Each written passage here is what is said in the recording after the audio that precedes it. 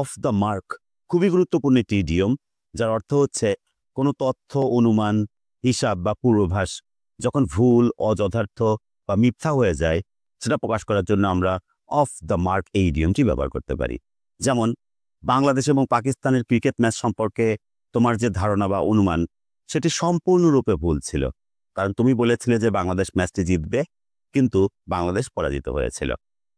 Your guess or prediction about the cricket match between Bangladesh and Pakistan was completely off the mark because you said that Bangladesh should win the match, but Bangladesh was defeated.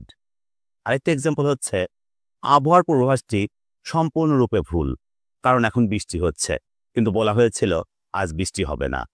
The weather forecast is completely off the mark because it's raining now, but it was said that it would not rain today. আরেকটা example হচ্ছে সিলেটি সম্পর্কে তুমি যা বলেছ সেটি সম্পূর্ণরূপে ভুল। What you have said about the boy is completely off the mark. Thanks for watching this video. If you like this video, don't forget to share.